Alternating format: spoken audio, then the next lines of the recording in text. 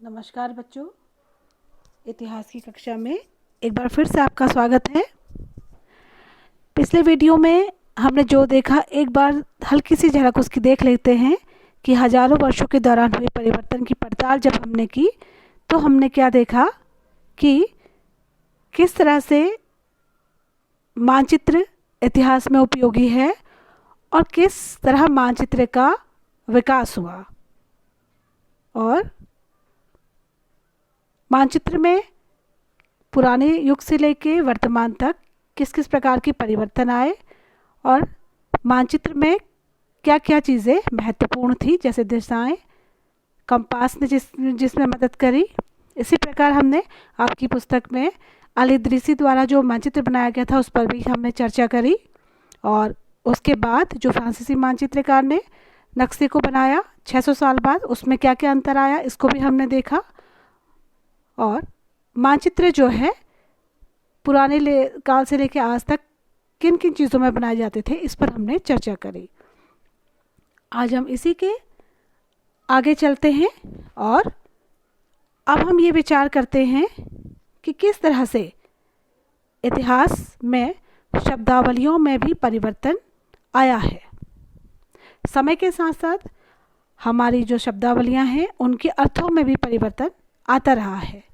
तो सबसे पहले हम एक प्रश्न पर विचार करते हैं कि क्या भाषाओं में परिवर्तन आता है, यानी कि जब से भाषा का उद्भव हुआ तब से लेके आज तक क्या भाषा में परिवर्तन आया, उसकी लिपि में परिवर्तन आया या उनके अर्थों में परिवर्तन आया?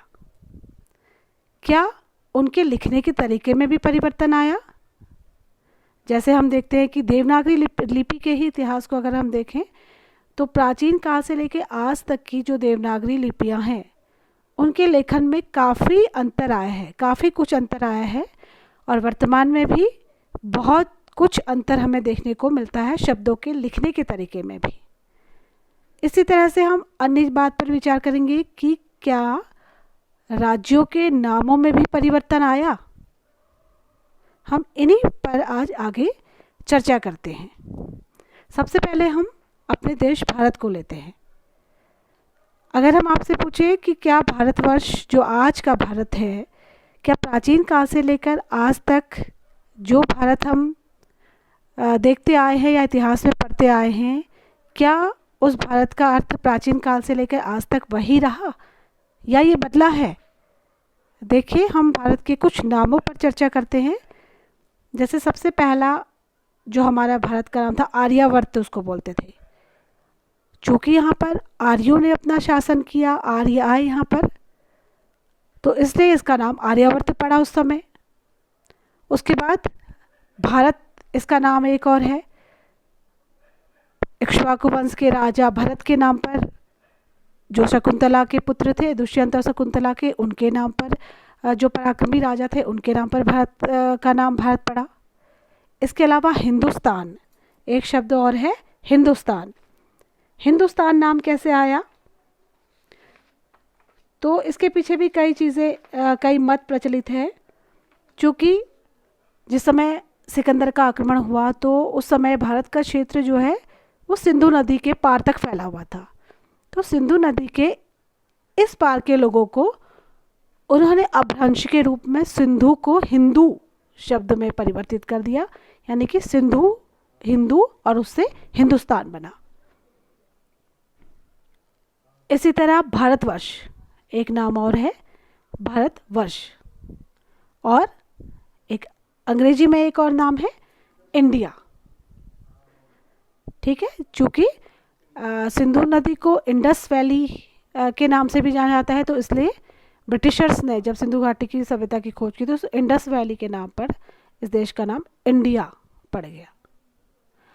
अब हम देखेंगे कि ये जो भी भारत का नाम है ये समय समय पर किन किन अर्थों के रूप में या किस किस रूप में परिवर्तित हुआ। जैसे कि हमने प्राचीन काल में कहा कि जो सबसे पहले भारत को एक राष्ट्र के रूप में लाने की कल्पना करी थी, वो सबसे पहला श्रेय चंद्रगुप्त मौर्य के शासन में जाता है, और वो भी जो उनके प्रधानमंत्री थे कौटिल्य या चाणक्य जिनको कहते हैं, उनके द्वारा सबसे पहले भारत के विभिन्न महाजनपदों को या भारत के विभिन्न छोटे छोटे राज्यों को एक राष्ट्र में संगठित करने की बात कही थी।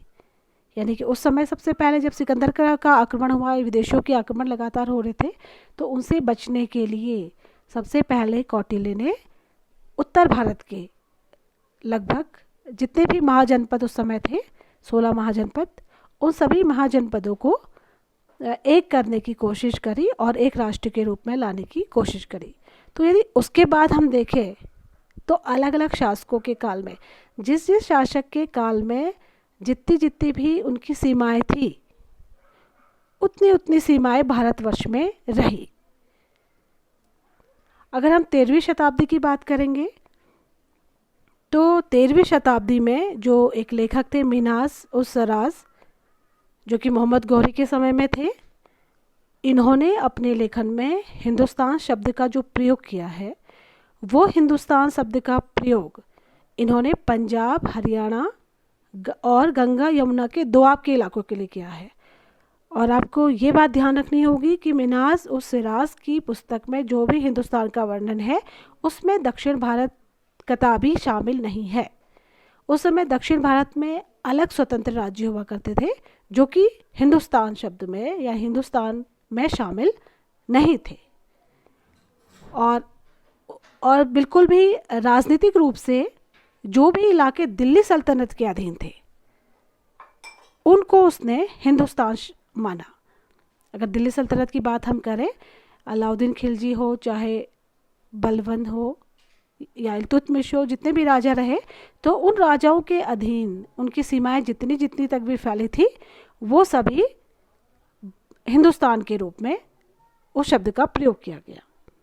और दक्षिण भारत का क्षेत्र इसमें बिल्कुल भी सम्मिलित नहीं था। अगर हम उस समय के इतिहास को पढ़ें और उसमें यदि हिंदुस्तान शब्द आता है तो हमारे दिमाग में ये रहना चाहिए कि हिंदुस्तान का मतलब दिल्ली सल्तनत के अधीन जितने भी राज्य हैं। उसके बाद 16वीं शताब्दी में जब बाबर भारत में आया, बाबर ने भारत पर अपना अधिकार जमाया, तो उसने अपनी पुस्तक तुजुके बाबरी लिखी या बाबरनामा जिसे कहते हैं, वो लिखी। उसने उस समय हिंदुस्तान शब्द का प्रयोग अपनी पुस्तक में किया, लेकिन उस हिंदुस्तान शब्द का प्रयोग जब वो कर रहा था तो उसका मतलब कदापि आज के भारत से नहीं था। उसका हिंदुस्तान का मतलब था कि जो भौगोलिक स्थिति, जीव जंतुओं और वनस्पतिक विशेषताओं वाला जो एक विशेष भूभाग है, या जहाँ के निवासियों की संस्कृति जो है लगभग मिलती जुलती है, उन लोगों के लिए उसने हिंदुस्तान शब्द का प्रयोग करा है। यानी कि राजनीतिक रूप से बिल्कुल भी उस समय तुजुके बाबरी में हिंदुस्तान शब्द का प्रयोग नहीं हुआ है। उस समय भी भारत छोटे छोटे छोटे राज्यों में बटा हुआ था। कहीं मेवाड़ का शासन था, तो कहीं दिल्ली सल्तनत का शासन था, तो कहीं दक्षिण में विजयनगर साम्राज्य था, बहमनी साम्राज्य था। तो इस तरह से जो है हिंदुस्तान शब्द का प्रयोग 16वीं शताब्दी के आसपास लगभग बाबर के द्वारा जो भी करा गया प्रयोग, वो वर्तमान राजनीतिक दृष्टि से बिल्कुल भी नहीं करा गया।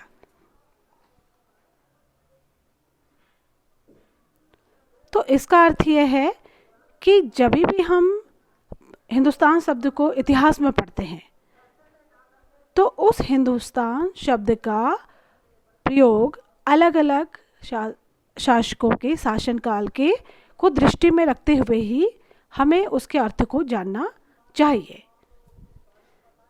ठीक है।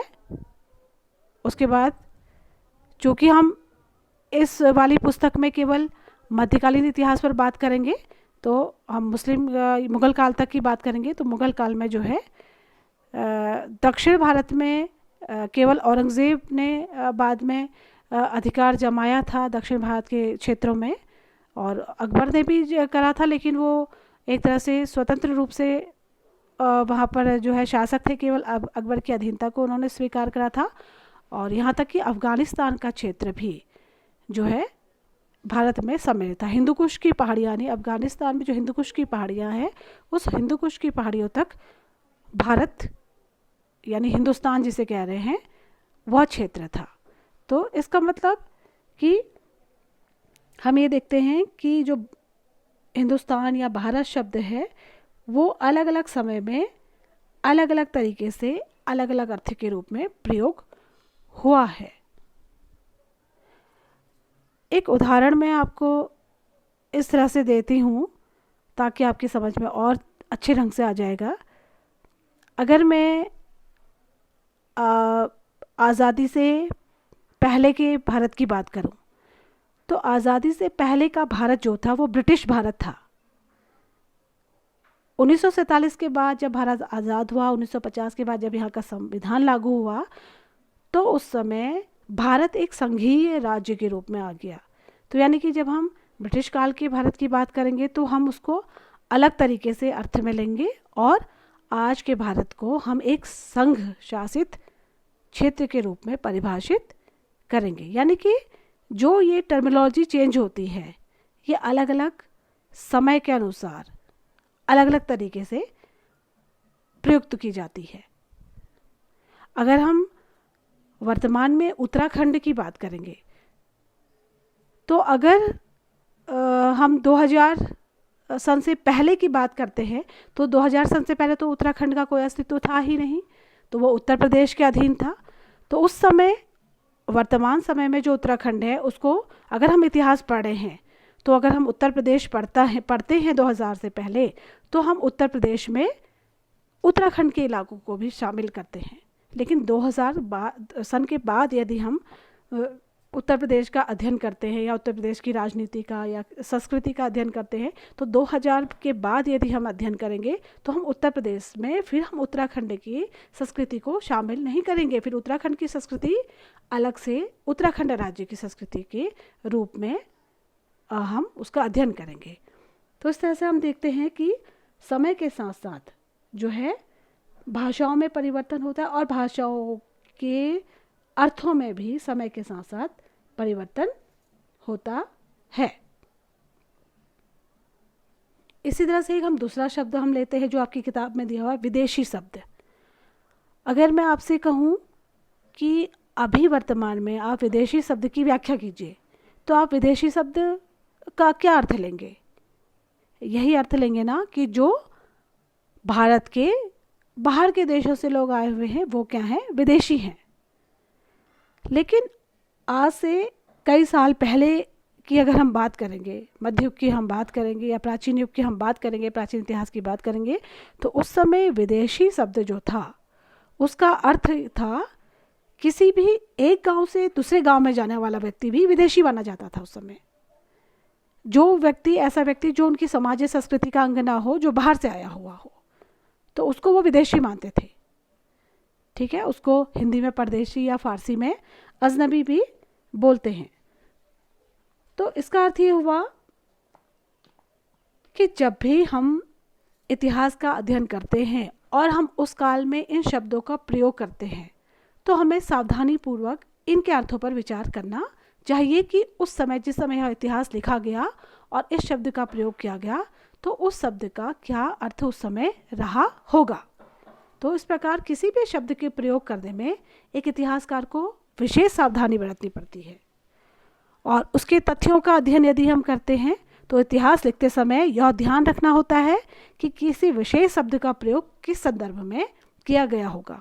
एक बहुत छोटा सा और एक सरल उदाहरण आपके स्थानीय परिवेश को जोड़ते हुए मैं रख रही हूँ कि जैसे अगर हम अल्मोड़ा की बात करते हैं, आप अल्मोड़ा शहर में रहते हैं, अल्मोड़ा की बात करते हैं, अगर मैं 16वीं शताब्दी में अल्मोड़ा शब्द को कहीं पर लिखा हुआ देखूं, इतिहास के किसी भी चीज़ में लिखा हुआ देखूं, तो उस समय अल्मोड़ा जो था वो वर्तमान अल्मोड़ा से बिल्कुल भिन्न था।